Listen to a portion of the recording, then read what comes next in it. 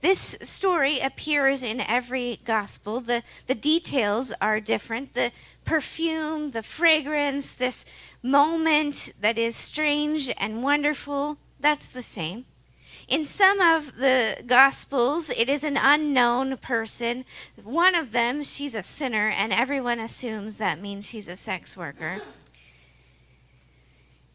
Every gospel has this kind of energy around this moment. In the one where it's not Mary, the synoptic gospels, Matthew, Mark, and Luke, Jesus says after she does it, "Thank you, this is wonderful." Those aren't his words, but this will be done in memory of her, in honor of her. This is celebrated. And then her name is lost. But in the Gospel of John, it's more intimate. It is this familiar space in Bethany. I like to think of Bethany as Jesus' favorite hangout with the people he's actually himself with, the people he can fully be present with, Mary, Martha, and Lazarus, this group of friends that he has turned into family, the people that I imagine him laughing and weeping and wondering if Peter will ever get it with. And so it's before the Passover, and Mary knows what's about to happen. See, in all of the Gospels, it's always the women who understand it the first time or the earliest. And so in the midst of this meal, in the midst of this sacred time, in the midst of this space, she brings out this costly ointment and she anoints Jesus. You can imagine the smell filling the room that once smelled like people and travel and food and all of whatever's happening around them in Bethany, breezing through. And this smell fills everything, her hair, the space. And then just like in all of the other Gospels, the disciples are upset by this upsetting moment where a woman breaks in. And plenty of biblical scholars will tell you how this would have been upsetting. It would have been strange to have a woman come in to dinner. It would have been strange to have this moment. It would have been strange, but they have been with Jesus for 3 years. Shouldn't they be used to things being a little strange? Like he's breaking the rules all the time. And then Judas, the group accountant, says, "This was not a good use of our money." Which maybe it wasn't really his money, but maybe he imagined it could have been a gift to start their next capital campaign. And Jesus looks at him and says no. And he says this thing that sort of echoes through history. You will always have the poor with you or alongside you or among you, but you will not always have me. You will always have the poor, but you will not always have me. Like their whole job, their whole effort has been to reshape the systems so that vulnerable people weren't so vulnerable, so that people on the bottom weren't on the bottom. You will always have the poor with you. I don't think that this was spoken by Jesus so that for decades and decades and hundreds of years, very comfortable clergy folks could make very comfortable wealthy folks feel good about having their money. I wrote a Bible study for my ordination project, or one of them, about the Gospel of James, or about the book of James. And one of the pastors who is serving in Omaha said, "Well, Debra, the poor will always be with you." I was like, I'm not sure that's what Jesus meant, that we shouldn't do a Bible study around how to change economic systems. Steve. So. The poor will always be with you is not an invitation to care less about the vulnerable. It is not an invitation to just keep on going with the economic system that's working really well for you or a few folks. It is not an invitation for the middle class to keep going because we get really nice crumbs from the master's table. The poor will always be with you is a reminder that we should be generous and about abundance and celebrate the gifts of one another's presence. When we think about this work of turning the tables on injustice, it doesn't mean that we should be consumed and weary and not ever celebrate a birthday or not ever give thanks for a person that we love, that we should never be generous to someone we care deeply about.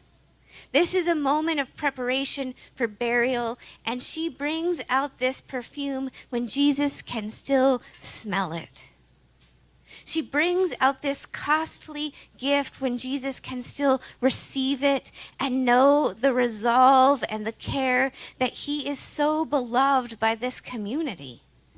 I like to imagine Mary and Martha and Lazarus, Jesus' closest friends, at the side of the cross, and that smell still in her hair, that smell still with her, them coming home in their grief and their worry, and that scent, that stickiness all around, giving them courage as they are weary and saddened and weeping.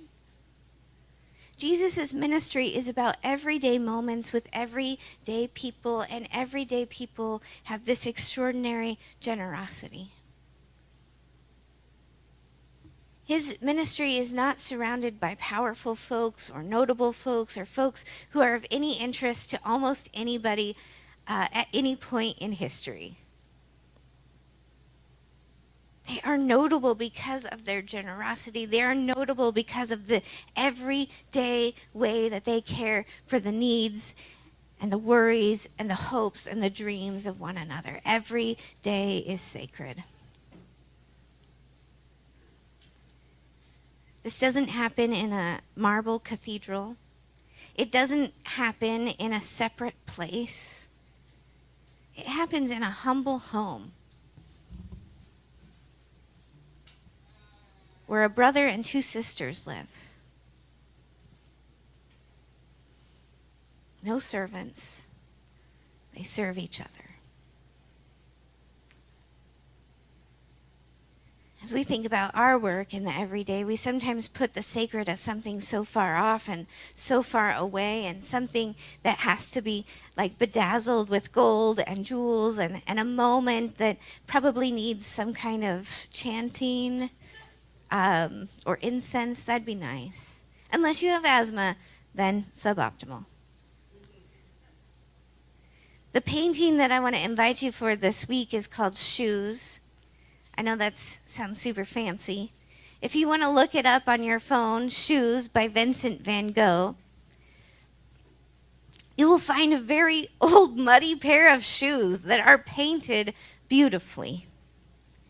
I just find this to be one of the most hilarious things. See, Vincent has grappled with the church. He has grappled with its work. He has named how he is connected in, how he is a part of it. He has given up on serving within the church, and now he is liberated from what he once called that narrow path that was his father's. And suddenly everything is sacred. He writes to his brother and to other artists about a prayer by a Dutch writer. "Oh God, there is no God." He writes about Victor Hugo, "Religion passes away, God remains." And he imagines how people once considered the earth to be flat, but it is round. And he says to his artist friend, Emile Bernard, They persist in believing that life is flat and runs from birth to death. However, life is probably round and very superior in expanse and capacity to the hemisphere we know at present. Life is round, it is this germinating force, and love is that germinating force. What the germinating force of the grain of wheat is, that's love for us. It's not, I think, therefore I am. For Vincent, I love, therefore I live. But if I love, but I love, and how could I feel love if I did not live and mothers did not live? And then when we live, there is something mysterious in that. Now call it God or human nature or whatever you like, but there is something which I cannot define systematically, though it is very much alive, very real, and we see that it is God and God, or as good as God. For Vincent, love is this force of the everyday. And so he picks up his paintbrush and he paints an old pair of shoes. Can you imagine someone putting that in their fancy salon? Like, most people leave muddy shoes at the door. Vincent's shoes, which he bought secondhand and then walked around the damp streets in before he painted, hang in a museum. These old shoes are sacred. It was this way of inviting people to see differently. He challenged the church and he challenged the people around him to see the faces of the coal miners, to see these old shoes, to see wheat fields, to see olive groves as religious, as sacred, as beautiful as any painting of Annunciation to Mary. He writes about this kind of transformation again and again, from the narrow path to this wide path, from this kind of struggle of his father's faith to embracing a faith that calls him to courage and love. And there is this one quote that I just find sort of delightful. You must be astonished when, even at the risk of your taking me a fanatic, I tell you that in order to love, I think it absolutely necessary to believe in God. To believe in God, that does not mean you should believe in all the sermons of the clergymen and the arguments of the Jesuitism of the bigoted Gentile prudes. Far from it. To me, to believe in God is to feel that there is a God, not dead or stuffed, but alive, urging us to love again with irresistible force. That is my opinion. A God that is not dead or stuffed or alive, a God that is not part of the bigoted Gentile prudes, a God that is active and present in the everyday, that gets involved, that pours out perfume, that fills the space with the baked bread, that offers a space of care and compassion, that sees the value in old shoes, in vulnerable faces, and in vast stretches of wheat. May we have the courage to go into this week seeing those spaces where we can offer extraordinary generosity, and those spaces where we can celebrate God's presence. May it be so. Amen.